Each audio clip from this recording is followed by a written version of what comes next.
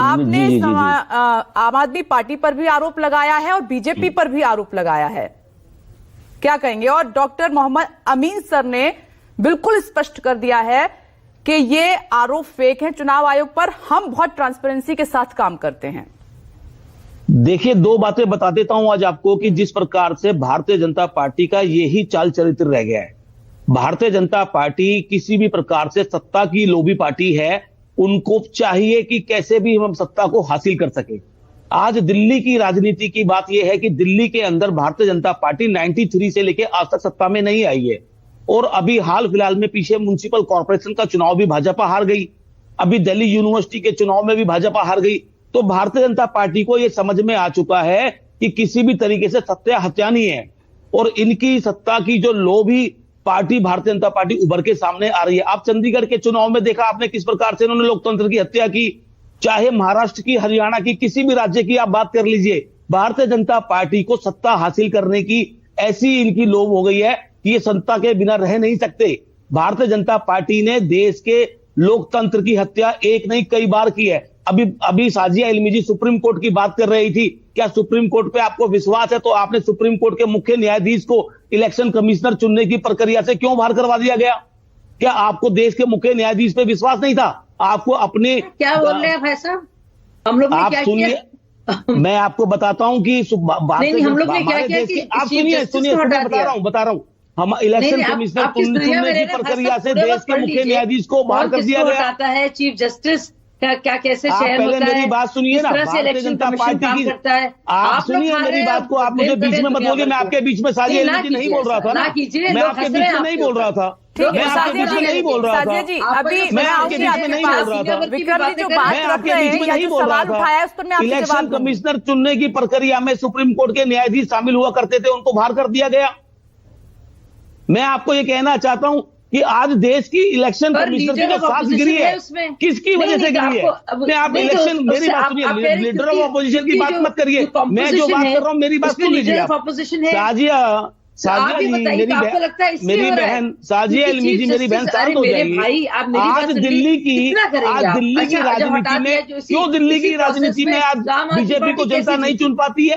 आप सुनिए मेरी बात को, आज जिस प्रकार से भारतीय जनता पार्टी का असली चेहरा निकल के सामने आया, वोट चोर पार्टी बन गई है, गुंडागर्दी की पार्टी बन गई है। भारतीय जनता पार्टी ने देश के अंदर इलेक्शन कमिश्नर को एक डमी इलेक्शन कमिश्नर बना के छोड़ दिया, उसकी साख गिर गई है।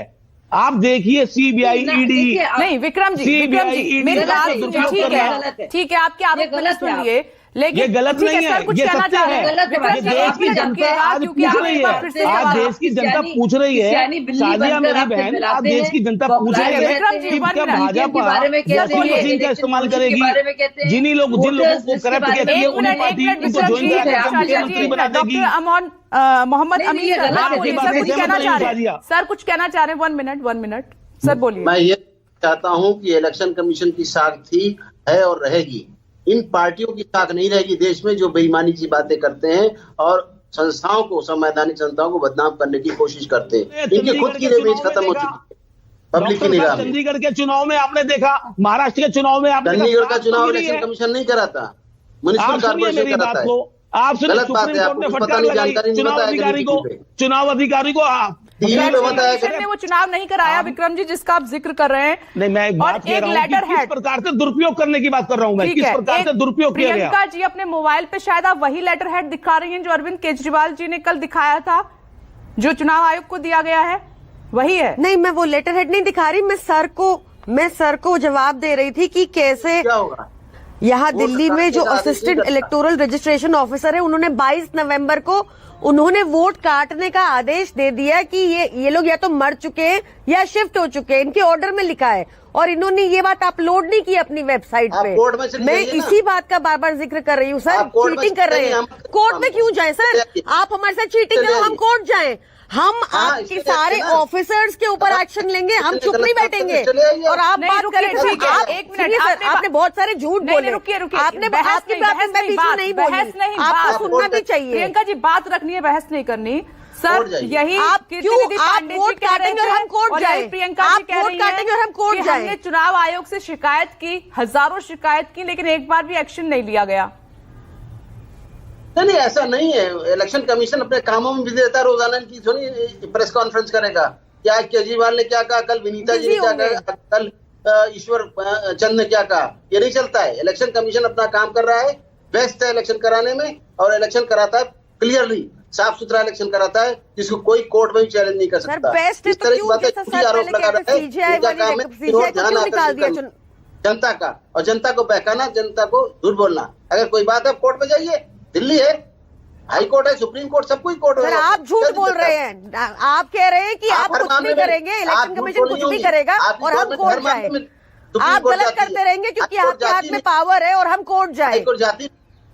आप क्यों भाजपा का साथ दे रहे हैं? देखिए प्रियंका जी इस तरीके से नहीं, आपने बात रखी कि एक नंबर की करप्ट पार्टी है भाजपा, ऊपर से नीचे तक बंगारू लक्ष्मी की पार्टी है, हर करप्शन पकड़ी जाती है। नहीं सर, लेकिन सर एक सवाल यहाँ पर यह भी उठ रहा है कि इतना छोटा सा सवाल जवाब मैं चाहती हूँ, इतना बड़ा जब ये मुद्दा बन गया है तो क्या चुनाव आयोग की जिम्मेदारी नहीं है कि वो आए और अपनी बात रखें, जवाब दें?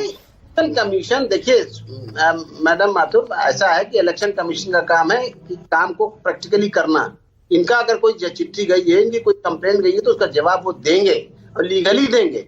और हमारे यहाँ भी कोर्ट बनी हुई है, हमारे यहाँ चाहे कोर्ट में आए, उसके अलावा नहीं तो आप वहां जाइए, सुप्रीम कोर्ट और हाई कोर्ट। आप इस तरह से जनता को मत गुमराह करिए। चलिए ठीक है, यही बात शाजिया जी कह रही हैं और